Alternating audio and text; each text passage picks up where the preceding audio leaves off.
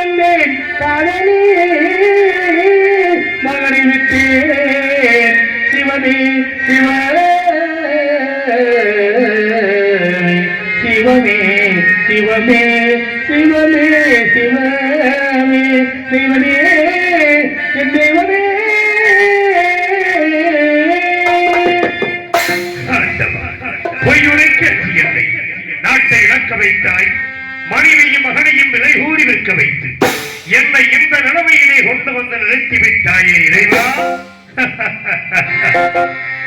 பொய்யது உரைக்க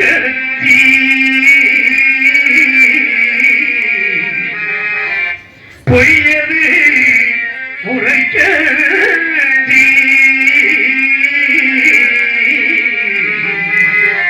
பாவினான் புவிதனில் அடிமையானே. நான் சிறு பொய்யது உரைக்க நான் சிறு பொய்யது உரைக்க புலையனுக்கு அடிமையானேன்.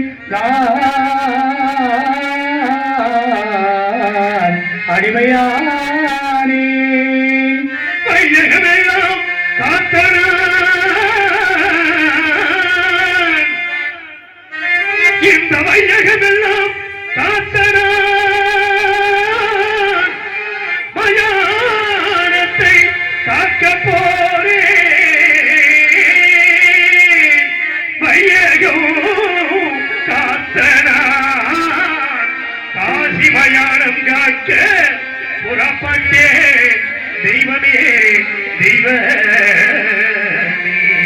சிவமே தெய்வமே இந்த வையகமெல்லாம் காத்த பாலினான் இந்த வையகமெல்லாம் காத்த பாலினான் காசு மயானமாக்க புறப்பட்டேன் தெய்வமே சிவமே சிவமே தெய்வமே தெய்வமே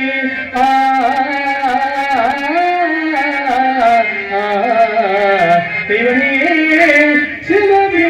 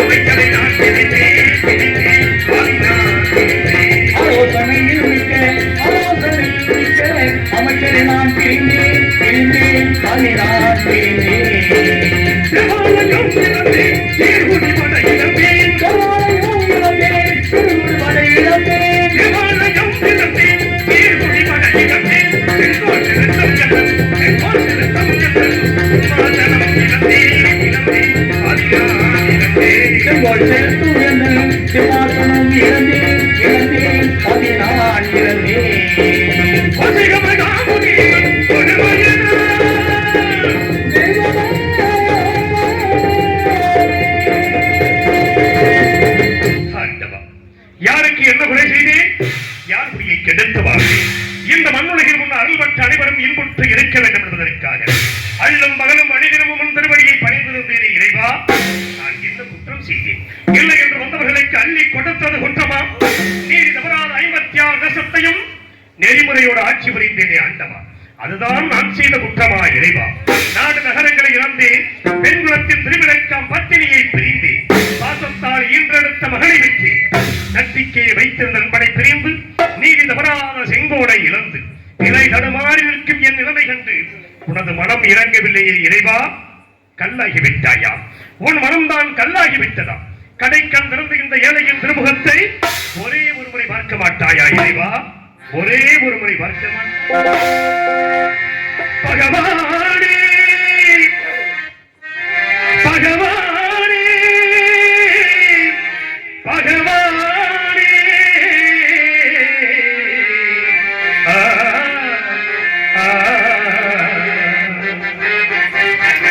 பகவானே மௌனம் பகவானே மௌனம் இனியாவும் நீதிதானோ? பகவானே மௌனம் இளையாரும் நீதிதானோ?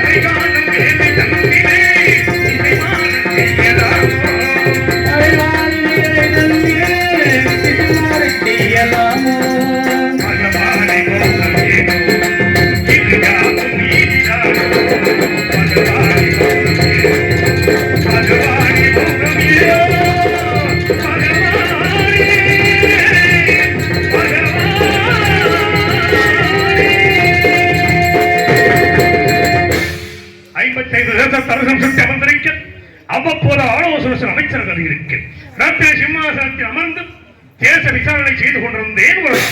அப்பொழுது தமத்தில் சிறந்த விஸ்வாமித்திர முனிவர் என் குணமண்டபத்திற்கு வந்திருப்பதாக காவலர் அடைந்தேன். உடனே அன்னவரை எதிர்கொண்டு அழைத்து வந்தேன். ஆசனத்தில் அமர்த்தினேன். சுவாமி, தாங்கள் என்னை நாடி வந்த காரணம் யாது சுவாமி என்றேன். ஹரிச்சந்திரா, உனக்காகவும் உன் நாட்டின் நாடுக்காகவும் யாகம் செய்ய போகிறேன். அதற்கு கொஞ்சம் திரவியம் வேண்டும். அதை உன்னிடத்தில் பெற்றுப் போக வந்தேன் என்று தெரிவித்தார். நாட்டு மக்களுடைய நலனை கருதினால் எவ்வளவு வேண்டுமோ கேளுங்கள், தருகிறேன் என்று கேட்டார் முனிவர். மற்ற பாறைகள் மதகையில் நிறுத்தி அதன் மீது ஆங்காரமுடன் அமரச் செய்து அவன் கையிலே வெள்ளி கவன் கொடுத்து அதில் மாணிக்க கல் வைத்து சுழற்சி மாணிக்க கல்லானது மேலே சென்று கீழே வந்து விழுந்து எழுந்தூரம் திரவியம் தர வேண்டும் என்று தெரிவித்தார். அவர் கேட்டபடி நான் திரவியத்தை கொடுத்தேன். ஹரிச்சந்திரா, நான் வசிப்பது ஆரண்யம். இந்த திரவியத்தை அங்கு நான் வைத்துக் கொள்ள முடியாது. யாகத்திற்கு முகூர்த்த நாள் முடிவு செய்த பிறகு வந்து எடுத்துச் செல்கிறேன். அதுவரையில் உன்னிடத்தில் இருக்கட்டும் என்றார். தங்களை போன்ற மகான்களுக்கு கொடுத்த பொருளை மீண்டும் நான் வைத்துக் கொண்டால் நன்னிலை வாயில் நகரற்று போவதாக சுருதிகள் கூறுகிறபடியால் இப்பொருளை நான் வைத்துக் கொள்ள அருகதையில்லை. தயவு செய்து தாங்கள் எடுத்துச் செல்லுங்கள் என்றேன். கவலை வேண்டாம். உன்னுடைய கலையாளி மந்திரத்தில் என்னுடைய ருத்ராட்சமாலை அடையாளமாக வைத்தால் தோஷமில்லை. அதன்படி செய்யலாம் என்று செய்துவிட்டு முனிவர் சென்ற சிறிது நேரத்தில் ஆசார வாசலிலே குடிமக்களின் அவையக்குள்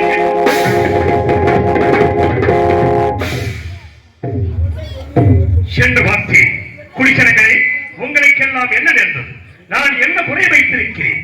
எதற்காக அழுது புலம்புகிறீர்கள் என்று. மன்னா, நாங்கள் இட்ட பயிர்களை எல்லாம் கொடிய மிருகங்கள் வந்து அழித்து விட்டது. மன்னா, எனது மனம் வேதனை அடைந்தது. குடிமக்களுக்கு ஆறுதல் கூறி அனுப்பினேன். வேட்டைக்கு புறப்பட்டு கொடிய விலங்கினங்களை வேட்டையாடி கலக்கத்தான் திருக்குள கரையோரம் ஆலமரத்தின் அடியில் எனது பத்தினி சந்தர்மதியின் மடியில் சிறிது நித்திரையில் இருந்தேன். அங்கே அடாத கனவு ஒன்று கண்டு திடுக்கிட்டு எழுந்து பார்த்தேன். 2 நடன மாதர்கள் என்பது வந்திருக்கிறார்கள். மாதர்கள், நீங்கள் யார்? உங்கள் ஊர் பேர் என்ன? என்னை நாடி வந்த காரணம் என்னவென்று கேட்டேன்.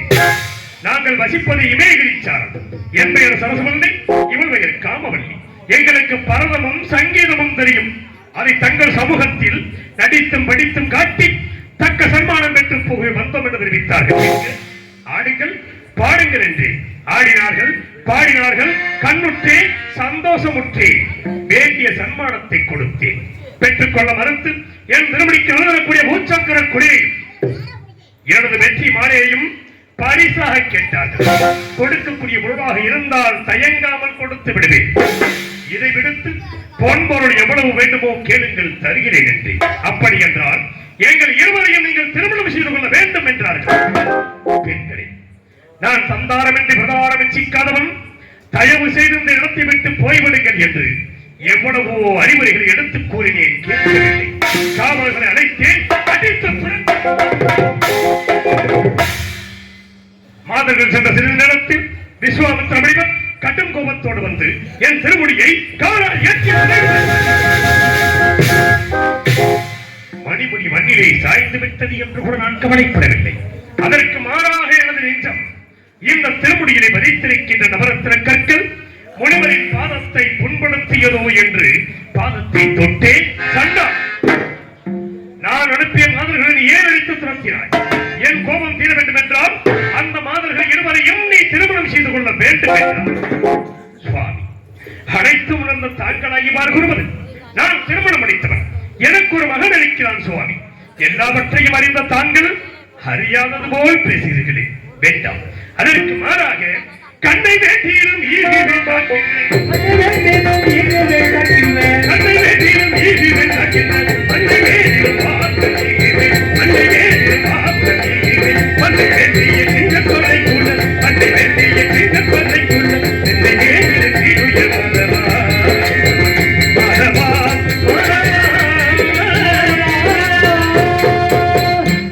கண்ணை வென்று தருவேன். காக்கிறது 56 வருஷத்தை கேட்டாலும் தருவேன். ஒரு பொழுதும் அந்த மதங்களை அடைய மாட்டேன் என்று. அப்படியா? உன் கண்கள் அழைக்கிறதற்காக நீ கூறியபடி இப்பொழுது 56 வருஷத்தை எனக்கு தாரை பார்த்து கொடு என்றார். ஒரு வார்த்தை உபமானத்திற்காக சொன்னேன். இல்லை என்று சொன்னால் சொல் தவறியதாக போய்விடுமோ என்று கருதினான். அன்பு மனைவி தாராவதியை எண்டியிலே ஜலம் கொண்டு வரச் செய்து முனிவரை கவயமாக 56 தேசத்தையும் தாரை பார்த்து கொடுத்தேன். சற்று நேரம் கழித்தது. ஹரிச்சந்திரா, நீ யாகத்திற்கு கொடுத்தாய் அல்லவா திரவியம், அதை இப்பொழுது கொடு என்றார். அரண்மனையிலே களஞ்சியத்தில் வைத்து பூட்டியவாறு இருக்கிறது, எடுத்துக் கொள்ளுங்கள் என்று. நீ 4 நகரங்களை தாரை பார்க்கும் பொழுது பொருள் நீங்களாக தாரை பார்க்கவில்லை. இல்லை என்று சொல்லிவிடு, போய்விடுகிறேன் என்றார். இல்லை என்று சொல்ல மாட்டான் இந்த ஹரிச்சந்திரன். எனக்கு ஏதாவது ஒரு பணி கொடுங்கள்.